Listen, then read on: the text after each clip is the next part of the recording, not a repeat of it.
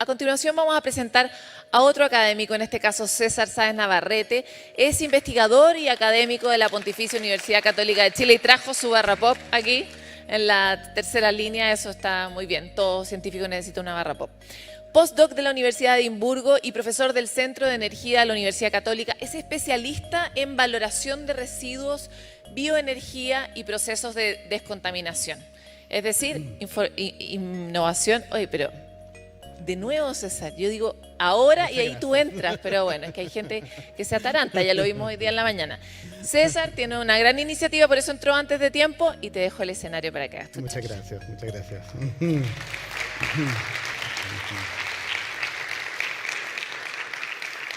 Muy bien, buenas tardes a todos y a todas. La verdad para mí es un honor estar acá. Voy a tratar de transmitirles lo que estamos haciendo hoy en día en términos tecnológicos, enfocado en un tema bien puntual, bien particular, que a mí en particular me gusta muchísimo, ¿no? ¿Saben ustedes cuál es la característica más extraordinaria que tiene nuestro planeta, a mi juicio? Es esta, que tiene la capacidad de, en parte al menos, depurar los residuos que genera la actividad humana, incorporando esos elementos en los ciclos del planeta. Ahora, hay un problema, ¿cierto? Hace ya mucho tiempo, esta capacidad, que le llamamos capacidad de autodepuración de la Tierra, ha sido absolutamente terminada, ¿no? Y eso nos genera un problema. Es un problema grave, inclusive, que podría comprometer la subsistencia de la humanidad en el planeta. ¿Qué hemos hecho para subsanar este tema, para balancear este desbalance? En términos tecnológicos, hemos, por supuesto, desarrollado nuevos procesos más eficientes y efectivos. Hemos también enfrentado el desarrollo de ciudades inteligentes, obviamente, que mejoren la gestión de sus recursos y sus residuos. Por el lado de allá, hemos desarrollado tecnologías para abatir contaminantes, para tratar residuos líquidos, para valorizar residuos sólidos. Sin embargo, esto pareciera ser insuficiente. Requerimos entonces un cambio de conciencia radical o fundamental de la humanidad para que podamos avanzar hacia un futuro, como dicen el eslogan, sin límite real, ¿no? La minería chilena, sabemos que es la principal actividad económica del país. Ciertamente, si uno se imagina la minería del futuro, ve una minería altamente tecnificada y con sus procesos, en general, cada vez más sustentables, ¿no? Estamos hablando no de una minería sustentable por el error del concepto, sino una minería que contiene procesos que son cada vez más sustentables. Un mundo sostenible necesitará cobre y litio, dice ahí. Ciertamente, hay una transición hacia una matriz energética distinta que va a posicionar al país en términos que todavía no podemos imaginarnos.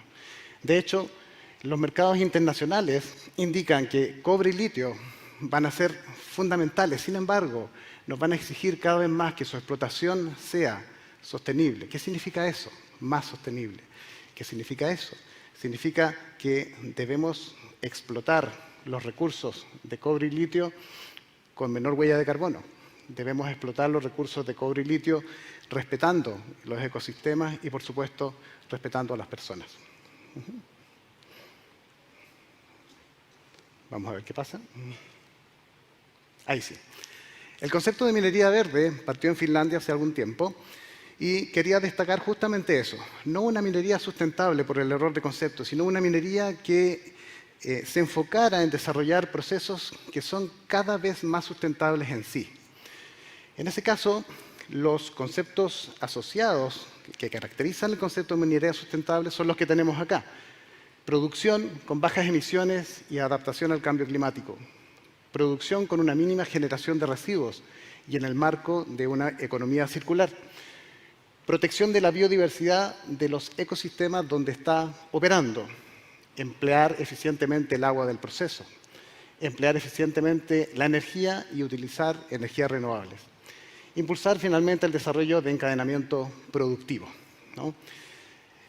En ese punto, la minería chilena tiene una oportunidad extraordinaria, ya que tiene la posibilidad de poder llegar a cumplir varios de los objetivos de desarrollo sostenible, ¿no? En ese sentido, y si vamos un poquito hacia el futuro, ¿no sería interesante poder ver en los encabezados, ¿cierto?, de los titulares de los diferentes medios de comunicación noticias como esta? Por ejemplo, la minería del litio en Chile genera agua dulce como resultado del proceso de concentración de salmueras. Actualmente el litio está en salmueras, en los desiertos, y hay tremendas piscinas de evaporación de agua que concentran justamente esos iones para separar después el litio. ¿No sería interesante que pudiéramos separar el agua y recuperarla? Camiones mineros operan con hidrógeno verde producido en las propias faenas mineras chilenas, y eso ya se está viendo. De a poco se está introduciendo el hidrógeno verde con una pequeña dificultad, el almacenamiento de hidrógeno, ¿no? Otro encabezado del futuro podría ser: la minería chilena finalizó la inertización de todos sus suelos contaminados con hidrocarburos empleando bioremediación.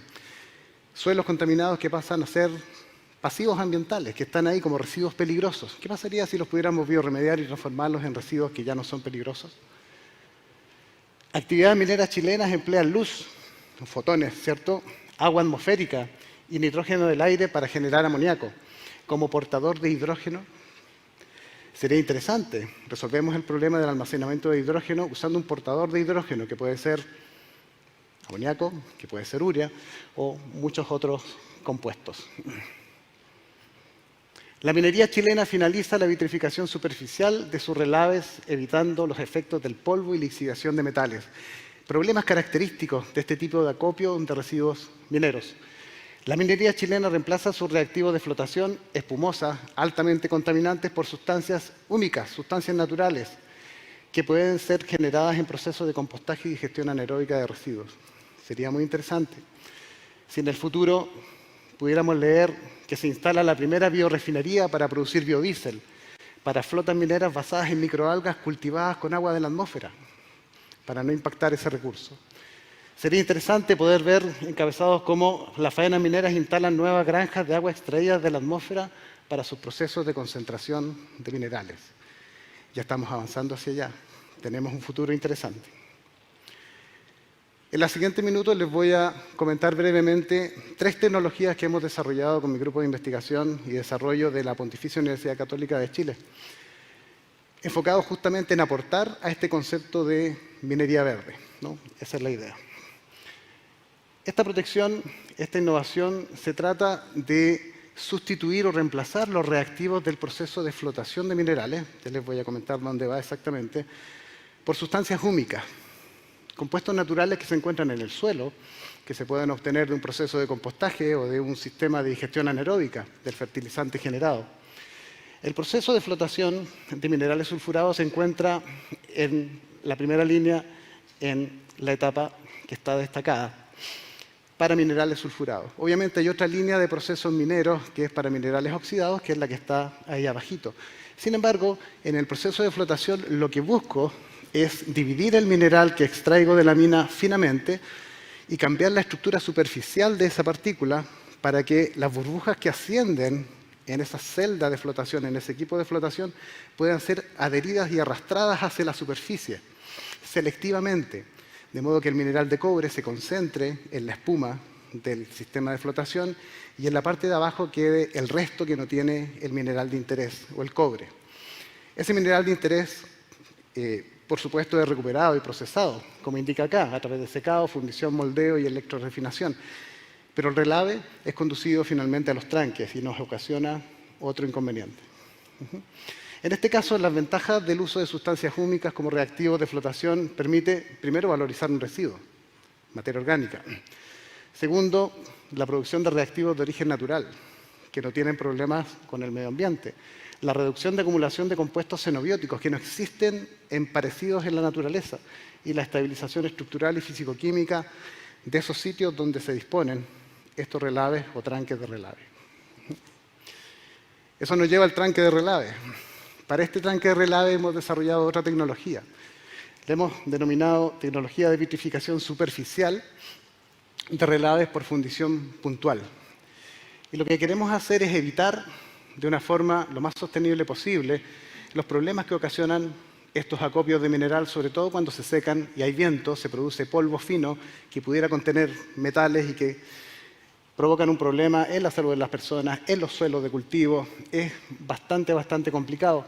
Si tienen humedad aún pueden generar lixiviados y generar metales que van a contaminar napas subterráneas o cursos de aguas superficiales. Tenemos el problema clásico del drenaje ácido. El drenaje ácido se produce cuando hay minerales expuestos, hay oxígeno de la atmósfera y hay humedad. Y esos microorganismos que son quimiolitotróficos realizan actividad biológica, generan acidez y esa acidez extrae metales del mineral y esos metales del mineral pasan a contaminar los cursos de agua superficiales. ¿Qué es lo que propusimos finalmente? Utilizamos un láser, así como Star Wars. Utilizamos un láser y fundimos la superficie del relave, una corteza finísima, muy delgadita, pero suficiente para encapsularlo, para contenerlo. En este caso, lo que usamos fue formador de vidrio que se encuentra en el mismo tranque de relave.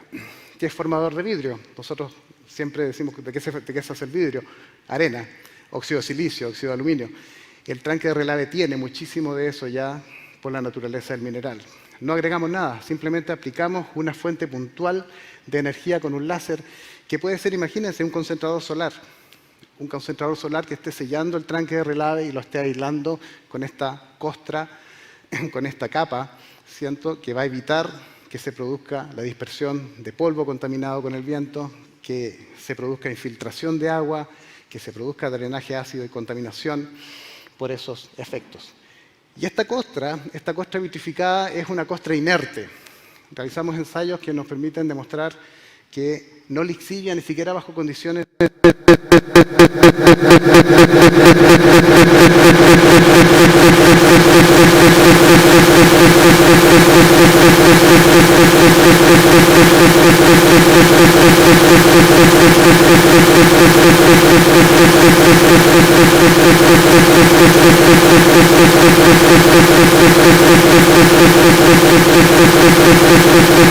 La tecnología que les quiero comentar es una tecnología que usa luz. Desarrollamos un fotocatalizador. Significa un catalizador, una sustancia que no participa de la reacción, pero que permite o facilita que se produzca alguna reacción. ¿Por qué fotocatalizador? Porque necesita luz de algún tipo, ¿no? Y la utilizamos para poder transformar compuestos que están en un estado oxidado, como el CO2, que no es valioso, en compuestos que están en un estado reducido, que tienen mucho más valor, como el metano. Es decir, podríamos transformar dióxido de carbono en combustible. Lo que hicimos fue ocupar dióxido de titanio, que es una partícula, usamos nanopartículas de dióxido de titanio, que es ampliamente usada y estudiada porque reacciona con la luz ultravioleta, permitiendo justamente este tipo de interacciones. Ok, se ha usado antes, sí, pero para oxidar, no para reducir, ¿no? Así que es bien interesante la combinación que se hizo con nanopartículas de dióxido de titanio y nanopartículas de óxido de cobre. Y el óxido de cobre tiene una característica particular porque también es fotosensible, pero es fotosensible a un rango visible de luz. Entonces abarcamos un rango ultravioleta y un rango visible que nos permite aprovechar los fotones, la luz del sol, por ejemplo, para reducir compuestos oxidados de poco valor y transformarlos en compuestos reducidos de un valor mayor. En términos más específicos, estas partículas de dióxido de titanio estaban formando una red, estaban formando una superficie cubierta por una red de nanoalambres de óxido de cobre. Y esa estructura estabilizaba el óxido de cobre y evitaba que se oxide en ese proceso, generando, por supuesto, la capacidad de tomar un electrón que puede venir de otro lado, de un compuesto químico o de energía eléctrica, y colocarlo justamente en ese compuesto para transformarlo en algo más. ¿Qué se puede hacer con esto? Si usamos nitrato, por ejemplo, o compuestos que pueden provenir del nitrógeno del aire, por ejemplo, nitratos, y los procesamos con este fotocatalizador en presencia de CO2, podemos generar urea. Y urea es un fertilizante que nos hace mucha falta, pero además también es un portador de hidrógeno. Si usamos CO2, podemos generar cualquier combustible, inclusive podemos generar amoníaco. Lo que hicimos finalmente fue desarrollar este fotocatalizador con un vidrio conductor transparente unas películas de nanopartículas de dióxido de titanio, una red de nanoalambres de óxido de cobre, un sistema conductor que le aporta electrones y que permite la transformación de estas moléculas en algo más valioso. Ahora, suena cool, ¿cierto? Y la verdad que estamos muy contentos, hay que seguir avanzando en esto. Esto se acerca mucho a lo que es un proceso de fotosíntesis artificial. Estamos tomando luz solar, estamos tomando CO2 y estamos produciendo algún hidrocarburo. ¿Es cool o no es cool? Sí, la verdad que sí. Pero uno dice, ¿qué estamos haciendo? ¡Qué genial! Lo que estamos haciendo en realidad es emulando lo que ha hecho la naturaleza desde siempre, que ha tomado, por supuesto, los residuos que generan algunos organismos y los está usando como fuente de carbono y energía de otros organismos, en un ciclo perfecto, en un ciclo virtuoso, en lo que le llamamos comúnmente economía circular. Muchas gracias.